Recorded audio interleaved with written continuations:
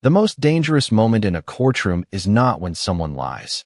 It is when everyone decides to believe the lie. The heavy oak doors of the Richmond Federal Courthouse swung open with a slow groan, letting in a wave of humid summer air before closing behind the last spectators. Inside, the courtroom was already full. Reporters adjusted their cameras. Lawyers whispered over thick folders. The polished wooden benches creaked beneath the weight of curious citizens who had come to witness yet another case involving accusations of police misconduct. No one expected history to unfold before lunch.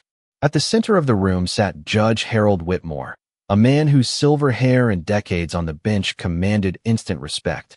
His black robe hung neatly from his shoulders as he reviewed the case file, with an expression so unreadable it bordered on cold. The brass nameplate in front of him reflected the pale morning light pouring through the tall courtroom windows. Across the aisle stood two white police officers in crisp uniforms. Officer Ethan Briggs rested comfortably with his hands clasped behind his back, his lips curled into the faint smile of someone who had never learned to fear consequences. Beside him, Officer Kyle Donovan exchanged quiet jokes with the department's attorney, earning a restrained chuckle that echoed softly through the otherwise solemn chamber. Confidence surrounded them like another uniform. On the opposite side stood a single woman. Angela Brooks wore a simple navy blue suit without expensive jewelry or any sign of status. Her natural curls were tied neatly behind her head, and a slim leather folder rested quietly against her side. She neither looked toward the audience nor acknowledged the officers who continued throwing amused glances in her direction. To almost everyone in that room, she looked like another ordinary black woman preparing to lose against a system that had already chosen its side. The clerk rose. "All rise." The entire courtroom stood as Judge Whitmore settled into his chair. "You may be seated." The room obeyed. Silence settled like dust over old wood. Judge Whitmore adjusted his glasses and glanced toward the officers. "First, counsel, I understand today's matter concerns allegations of excessive force during an arrest." "Yes, Your Honor," replied the attorney representing the officers. "Our clients acted entirely within departmental policy." The judge nodded almost immediately. "I've reviewed the preliminary reports." His voice remained calm. "So far, I see no evidence suggesting malicious intent." Several reporters began typing before anyone else had spoken. Angela slowly lifted her eyes. She did not interrupt. She did not object. She simply listened. Officer Briggs leaned slightly toward Donovan, speaking just loudly enough for nearby spectators to hear. "Told you." Donovan smirked. "Didn't even take 5 minutes." A few quiet laughs drifted across the gallery. Angela heard every word. Her expression never changed. The attorney continued confidently. "My clients encountered an uncooperative suspect in a rapidly evolving situation. Necessary force was applied according to training." Judge Whitmore nodded again. "That appears consistent with the documentation before this court." Another sentence. Another assumption. Another brick laid into a wall that seemed determined to bury the truth before it had the chance to breathe. Angela lowered her eyes toward the folder in her hands. She did not open it. Not yet. Across the courtroom, Briggs folded his arms and stared directly at her. "You know," he muttered with a smug grin, "people make all kinds of accusations these days." Donovan laughed quietly, especially when they know they'll lose. The spectators shifted uncomfortably. Some looked away. Others remained perfectly still. No one spoke. Not the bailiff. Not the attorneys. Not even the judge. The silence did more than any insult ever could. It told Angela exactly what everyone believed, that she had already been defeated. Judge Whitmore rested both hands on the bench. "If there are no preliminary objections," he began, "this court is prepared to proceed under the assumption that the responding officers acted lawfully unless compelling evidence proves otherwise." His words landed heavily inside the room. A declaration, a direction, almost a verdict before the trial had truly begun. Angela slowly inhaled. Then, for the very first time that morning, she stepped forward. The sound of her heels echoed across the marble floor. One step, then another. Every eye followed her. She placed her leather folder gently upon the counsel table, but made no move to open it. Instead, she looked directly at Judge Whitmore. Her voice was calm, steady, almost impossibly gentle. "Your Honor, The courtroom became so quiet that even the distant hum of the courthouse air conditioning seemed loud. Before this hearing continues, there is something this court needs to know. No one realized that the trial they thought they were about to witness had not actually begun, because the people sitting in judgment believed they understood who held power. Within the next few moments, that belief would begin to collapse. Angela Brooks did not answer immediately. She simply held the judge's gaze. For several long seconds, no one in the courtroom moved. The reporters stopped typing. Even the low hum of the fluorescent lights seemed louder than before. Every eye rested on the woman standing alone before the bench, waiting for whatever she believed was important enough to interrupt a federal proceeding.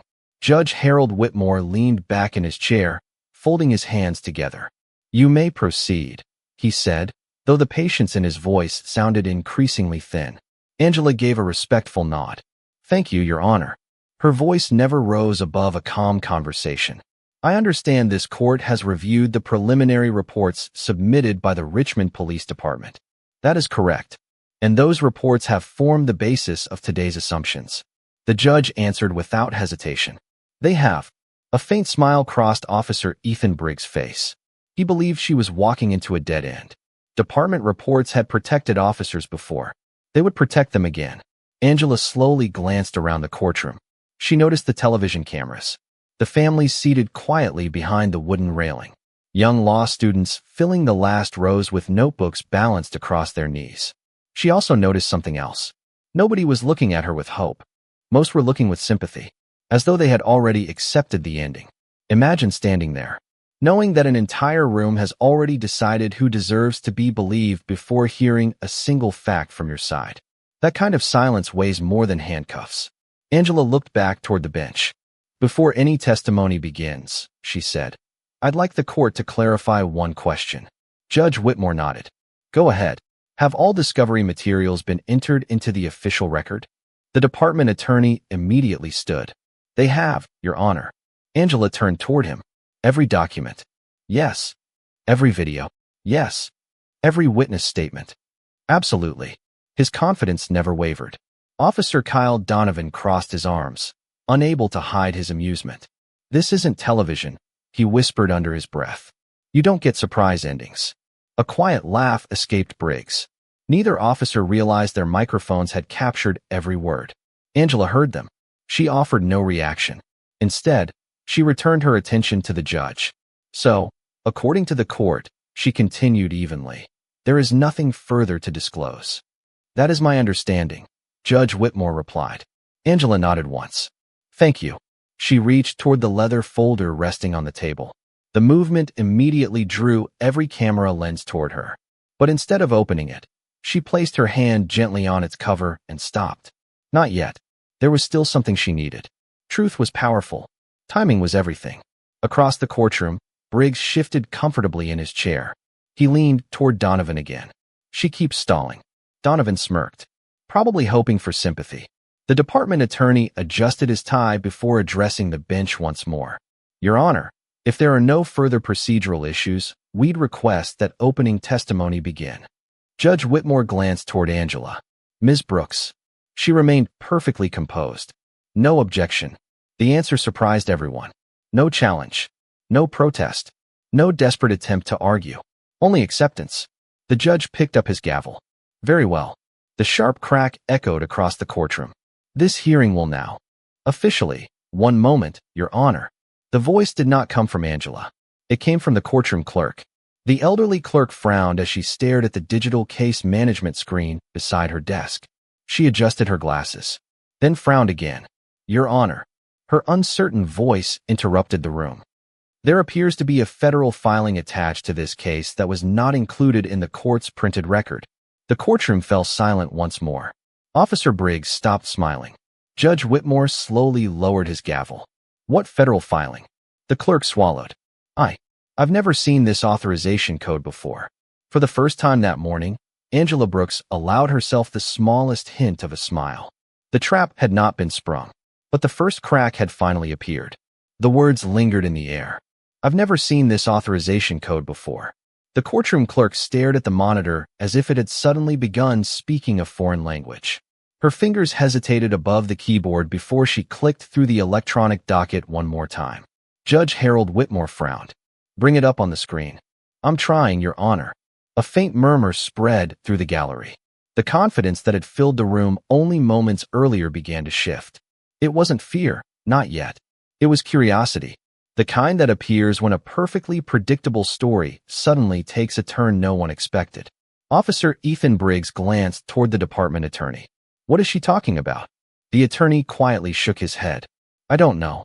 For the first time that morning, certainty disappeared from their faces. Angela Brooks remained exactly where she was. Hands folded, posture relaxed, eyes steady. She made no attempt to explain the filing. She didn't need to. Sometimes silence forces people to reveal more than questions ever could. Judge Whitmore adjusted his glasses as the courtroom monitor flickered to life. Instead of displaying a witness list, a single notification appeared across the screen. Restricted federal document access limited. The clerk swallowed. "It won't open without additional credentials." The judge's expression hardened. "What agency submitted it?" I can't tell."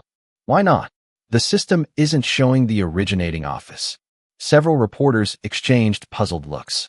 Federal filings were common. Anonymous federal filings were not. The department attorney stood again. "Your Honor, perhaps this is simply an administrative error. I respectfully request that we proceed with testimony." His voice sounded composed, but his fingers tightened around the edge of the counsel table. Angela noticed. Fear often announced itself through hands long before it reached the face. Judge Whitmore considered the request. "Ms. Brooks." She answered with the same calm tone. "I have no objection to proceeding." The attorney blinked. He had expected resistance. Instead, she gave him exactly what he wanted. Another step. Another mistake. Imagine watching someone willingly walk toward defeat, only to realize much later they had been choosing the battlefield all along. Officer Kyle Donovan leaned back in his chair. "See," he whispered. "She has nothing." Briggs nodded. "Told you." Neither man noticed that several jurists observing the proceeding from the rear of the courtroom had begun quietly speaking among themselves. Their attention was no longer on the officers. It was on Angela, not because she looked nervous, because she didn't. Every experienced trial lawyer recognized the same thing. People who are bluffing usually talk. People holding the strongest evidence often wait. Judge Whitmore lifted the case, file one final time. "Very well. The court will hear testimony from Officer Briggs." Briggs walked confidently toward the witness stand. He raised his right hand, swore the oath, sat down. His polished badge caught the morning light as he faced the courtroom with practiced confidence. The department attorney approached. "Officer Briggs, did you have lawful cause to detain the complainant?" "Yes." "Did she comply with your lawful commands?" "No." "Were your actions consistent with department policy?" "Absolutely." Every answer arrived without hesitation, without uncertainty, without emotion. It sounded rehearsed. Angela quietly opened her leather folder for the first time. Inside were neatly organized documents, photographs, official correspondence, several sealed envelopes, and beneath them rested a small black evidence drive. She gently placed one finger on it, then closed the folder again before anyone else could see. Across the room, Briggs continued answering questions with unwavering confidence. He had no idea that every sentence he was speaking was moving him one step closer to destroying his own credibility. Because the real trial had finally begun, and only one person in the courtroom knew who was actually on trial. Officer Ethan Briggs settled deeper into the witness chair with the confidence of a man who believed the hardest part was already behind him. The courtroom watched in complete silence. His polished badge reflected the sunlight streaming through the tall windows, while his crisp uniform projected the image of discipline and authority. Years on the force had taught him how to testify. Speak clearly. Never hesitate. Trust the report. The department attorney smiled reassuringly. "Officer Briggs, let's begin with the initial encounter." Briggs nodded. The complainant was behaving aggressively in a public area. My partner and I approached to de-escalate the situation. "And did she comply?" "No, sir." "What happened next?" "We used only the amount of force necessary to ensure everyone's safety." His answers flowed naturally. Too naturally. Judge Harold Whitmore occasionally glanced down at the written incident report. Every sentence Briggs spoke appeared to match the document almost word for word. The judge gave an approving nod. So your testimony today is fully consistent with your official report? 100%, Your Honor. The answer echoed confidently across the room. Angela Brooks remained seated. She neither interrupted nor objected. Instead, she quietly wrote a single note on a yellow legal pad. One sentence. Then she closed the pad. Imagine listening to someone build a wall, knowing every brick they place is making the collapse even more devastating. Most people think patience is weakness. Sometimes patience is simply evidence waiting for the right moment. The department attorney continued. Officer Briggs, at any point during the arrest did race influence your decision-making? Briggs almost laughed. Absolutely not. You treated the complainant exactly as you would have treated anyone else. Without question. Several spectators nodded. The answers sounded convincing. Professional. Measured. Exactly what a decorated officer was expected to say. Only Angela noticed one small detail. Each time Briggs denied discrimination, he avoided looking directly at her. Instead, his eyes drifted toward the jury box, then toward the judge, anywhere except the woman he was talking about. Tiny details often reveal what rehearsed words try to hide. The attorney resumed. Did your body camera accurately record the encounter? Yes. And the footage supports your testimony? It does. Angela slowly lifted her eyes. For the first time during the testimony, she looked directly at Officer Briggs. Their eyes met. Only for a second. Briggs immediately looked away. The courtroom never noticed. But Angela did. She had spent years interviewing witnesses. People could rehearse words. Very few could rehearse instinct. Judge Whitmore leaned slightly forward. Ms. Brooks. She stood respectfully. Yes, Your Honor. Do you wish to begin your cross-examination? The room collectively turned toward her. Reporters adjusted their cameras. Pens hovered above notebooks. Officer Kyle Donovan leaned back confidently, folding his arms with an unmistakable grin. This should be quick, he whispered.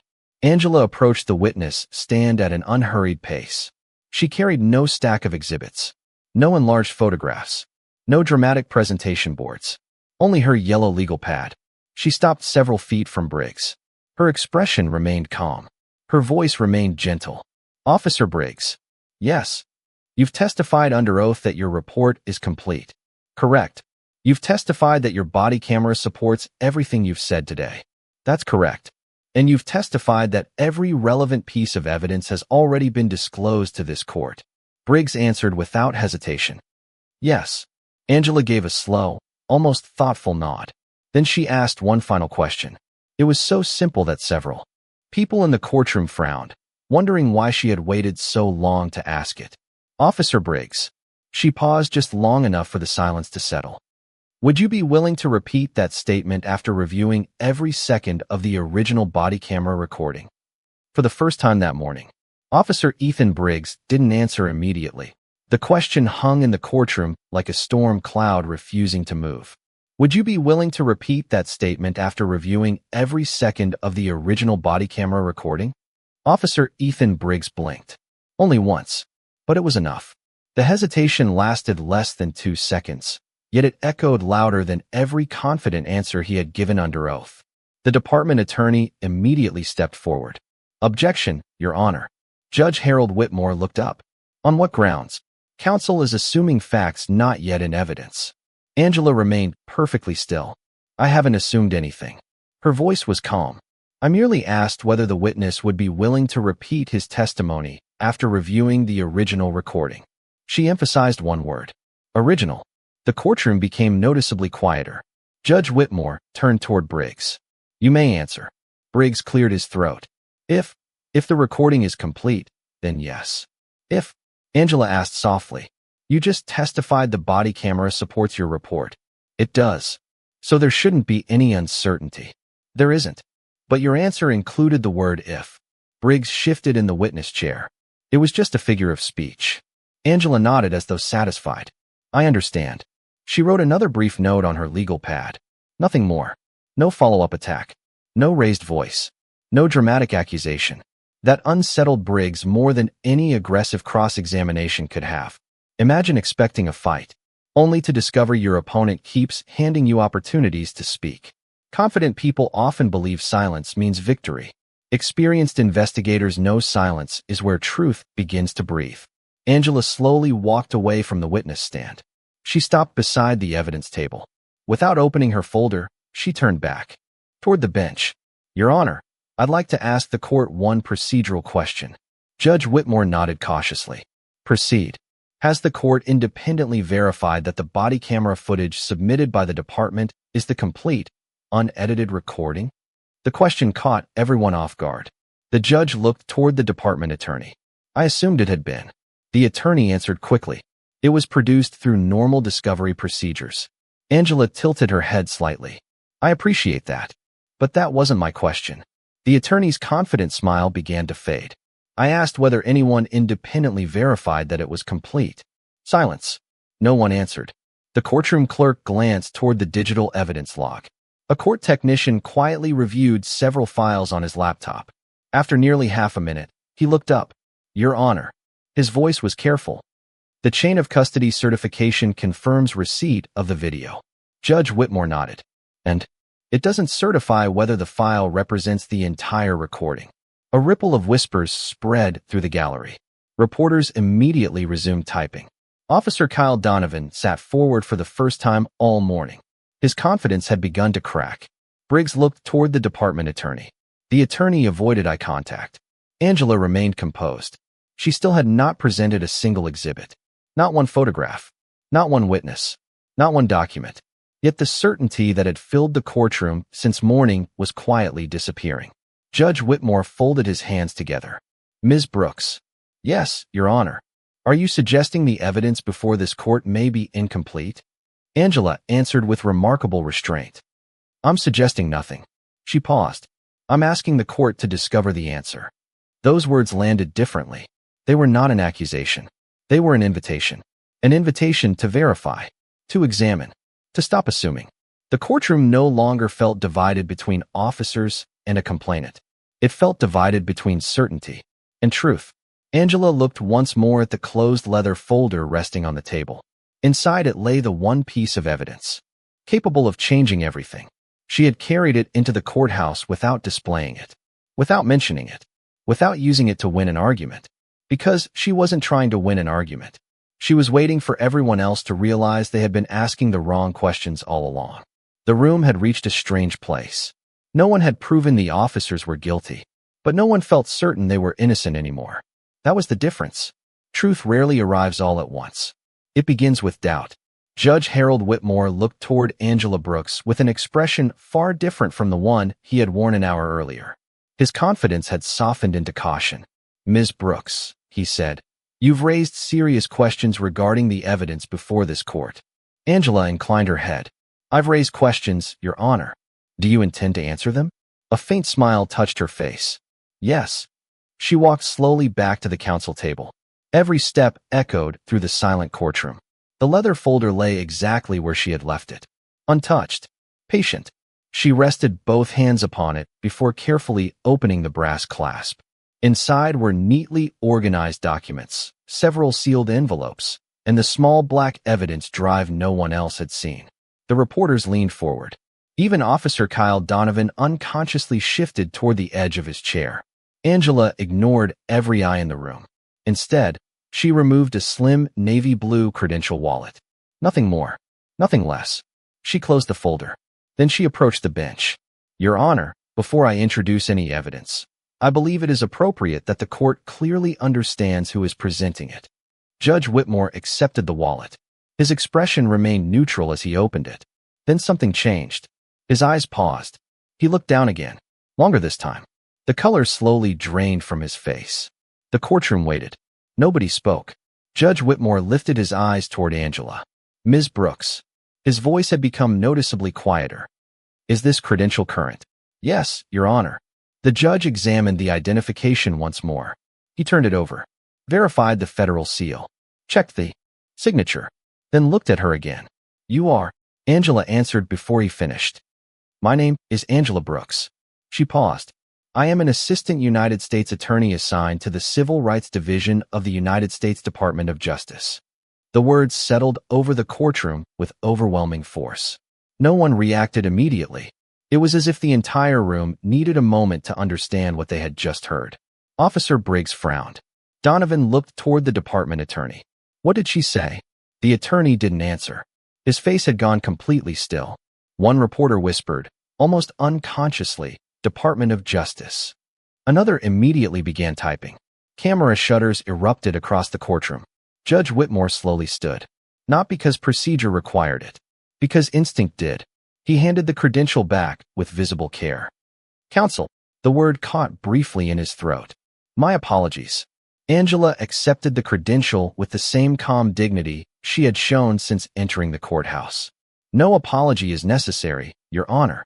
She looked toward the witness stand. I came here expecting the facts to speak louder than introductions.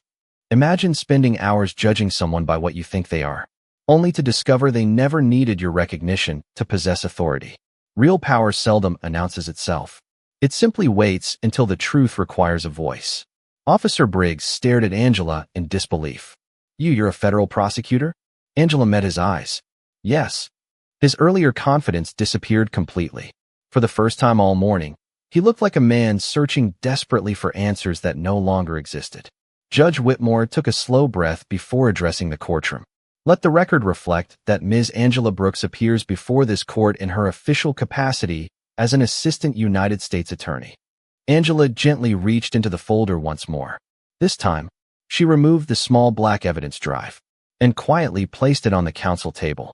The court now knows who I am, she said. Next, I believe it's time the court learns what the original evidence has been trying to say all along. The black evidence drive looked almost insignificant, no larger than a stick of gum. Yet every person in the courtroom seemed unable to look away from it. Judge Harold Whitmore slowly returned to his seat. His earlier certainty had vanished completely. Ms. Brooks, he said carefully, what does this evidence contain? Angela answered without hesitation. The complete, original body camera recording from Officer Ethan Briggs. A murmur swept across the gallery. The department attorney stood immediately. Objection. Judge Whitmore turned toward him. On what basis? We've already produced the relevant recording during discovery. Angela met the attorney's eyes. You produced a recording. She paused. I did not say you produced the original. Silence. The distinction landed with unmistakable weight. Judge Whitmore looked toward the court technician. Can this drive be examined? Yes, Your Honor. Then do it. The technician accepted the drive with both hands and connected it to the courtroom evidence system. A loading icon appeared on the large courtroom monitor. Nobody spoke. Officer Ethan Briggs stared at the screen. His breathing had become slower, more deliberate. Officer Kyle Donovan shifted uneasily beside the defense table. For the first time all morning, neither officer whispered a joke. Imagine believing you've buried the truth forever, only to hear the sound of the shovel striking something beneath the ground. The technician looked toward the judge. The metadata has loaded. Judge Whitmore nodded. What does it show? The technician swallowed. This file is approximately 43 minutes longer than the recording previously submitted into evidence. The courtroom erupted. Reporters spoke over one another. Spectators exchanged stunned looks. Even the bailiff had to call repeatedly for order. Order in the court. Order. Judge Whitmore struck the gavel once. The room slowly quieted. He turned toward the department attorney. Counsel, did you know another recording existed? The attorney hesitated. I was not informed of any additional file. Angela said nothing. She simply waited. The technician continued reviewing the digital record. Your Honor, there's more. The courtroom froze again. The metadata indicates this recording was created at the same time as the department's exhibit. Judge Whitmore frowned. And the department's copy begins 43 minutes after this recording starts. The words landed like thunder. 43 minutes. Not a corrupted file. Not a technical error. 43 missing minutes. Officer Briggs lowered his eyes. Angela finally stepped forward. Your Honor, those missing 43 minutes include the officer's initial encounter with the complainant. She allowed another moment of silence, as well as every statement made before any physical contact occurred. Judge Whitmore looked directly at Briggs. You testified under oath that the recording presented to this court supported your report. Briggs swallowed hard. Yes, Your Honor. And were you aware that the version submitted excluded the beginning of the encounter? Briggs didn't answer. His attorney leaned toward him, whispering urgently. Briggs remained motionless. The silence itself had become an answer. Angela spoke one final time. I respectfully request permission to play the recording from its actual beginning. Judge Whitmore looked around the courtroom. No one objected. Not the defense. Not the department attorney. Not even Officer Briggs. The judge slowly nodded. Permission granted. The technician moved the playback cursor to the very first second of the recording. A frozen image appeared on the courtroom screen. 2 officers standing beside a patrol car. A quiet neighborhood. A timestamp no one in the room had ever seen before. Judge Whitmore leaned forward. So, he said quietly, this is where the story truly begins. And with a single click of the mouse, the courtroom prepared to witness the 43 minutes that someone had desperately hoped would never be seen. The courtroom lights dimmed as the first frame of the recovered recording appeared on the large screen. There was no dramatic soundtrack, no cinematic effect, only the ordinary sound of a body camera activating. Wind, passing traffic, the quiet rhythm of footsteps. Truth rarely announces itself with thunder. Most of the time, it arrives sounding painfully ordinary. Officer Ethan Briggs stood beside his patrol vehicle, speaking casually with Officer Kyle Donovan. The timestamp confirmed it. 43 minutes before the version submitted to the court. Judge Harold Whitmore watched without blinking. So this is what was omitted, he murmured. The recording continued. A woman appeared in the distance. Angela Brooks. She was carrying a briefcase in one hand and speaking on her phone as she walked along the sidewalk. She wasn't shouting. She wasn't running. She wasn't confronting anyone. She simply continued walking. The courtroom remained silent. Then Briggs' voice came through the speakers. Let's go talk to her. Donovan laughed. Yeah. She looks like she's in a hurry. The officers approached. Angela politely ended her phone call before either man reached her. Good morning, officers. Her voice in the recording sounded exactly as it had in court. Calm, respectful, professional. Briggs spoke first. Where are you headed? Angela answered. To the federal courthouse. For what? I have official business. The officers exchanged a quick glance. What kind of business? Angela smiled politely. I'm not required to discuss that. Inside the courtroom, several spectators shifted uneasily. That was all. No hostility. No raised voice. Nothing resembling the aggressive behavior described in the official report. Imagine hearing the truth exactly as it happened, and realizing that every assumption you've been carrying begins to crumble. Facts have no emotion, yet they can completely change how emotion is remembered. The recording continued. Briggs stepped closer. Show us some identification. Angela calmly removed her wallet. Before she could fully open it, Donovan interrupted. No, not that one. Driver's license. Angela nodded. Certainly. She reached for it without argument. The video showed no resistance. No sudden movement. No threatening gesture. Only cooperation. Judge Whitmore slowly leaned back in his chair. His eyes never left the screen. The department attorney lowered his head.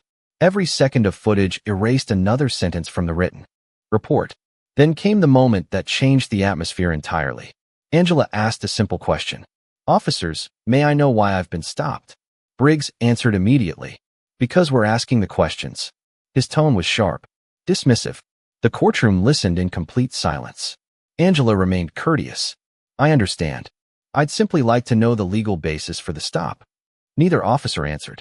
Instead, Donovan chuckled quietly. The microphone captured every word. Always thinks she's a lawyer. Several people in the gallery looked toward Angela. She never reacted. She simply watched the screen with the same quiet expression she had worn all morning. The recording moved forward. There was still no aggression, no resistance, no threatening conduct, only repeated requests for a lawful explanation. Judge Whitmore slowly removed his glasses. The confidence with which he had opened the hearing was gone, replaced by something far more important. Careful judgment. The video had not yet reached the arrest. It had not shown the physical confrontation. And yet the courtroom already understood one undeniable fact. The story presented in the official report had not begun where the truth began. It had begun where someone wanted the truth to end. As the recording continued to play, the room grew quieter than ever before.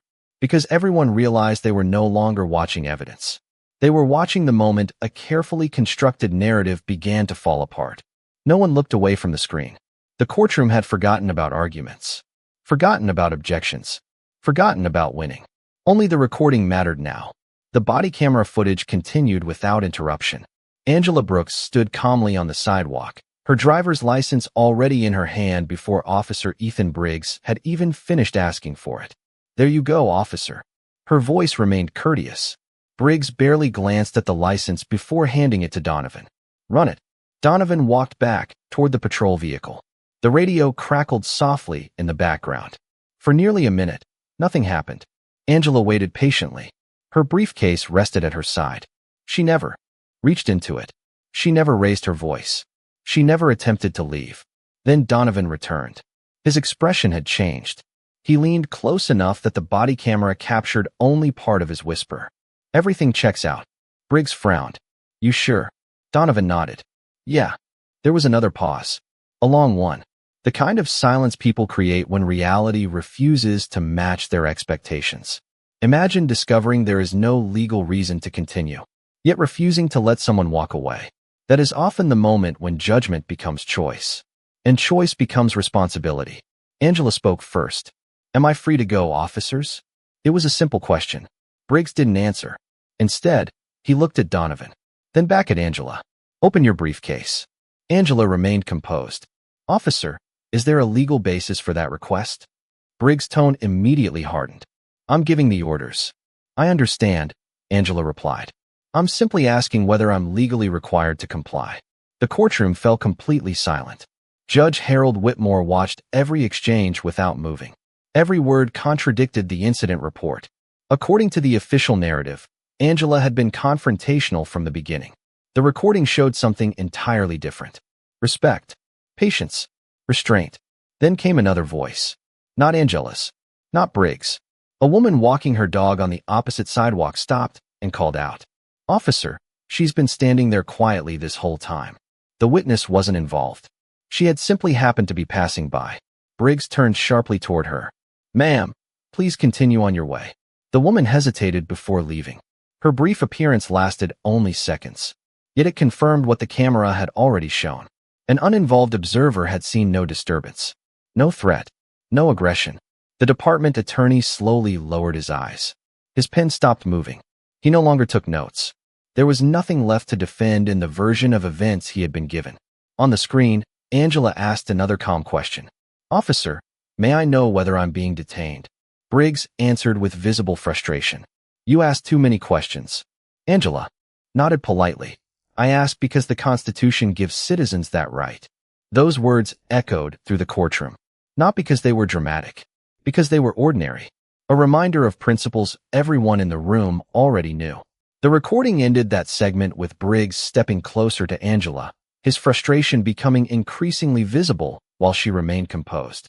Judge Whitmore slowly exhaled. The courtroom no longer faced two competing stories. It faced one documented reality and one official report that no longer aligned with it. The truth had not shouted. It had not accused. It had simply remained exactly as it had always been, waiting for someone willing to watch from the beginning instead of accepting a story that started in the middle. And everyone in that courtroom now understood that the next few minutes of the recording would determine not only what had happened on that sidewalk, but who would ultimately be held accountable for it.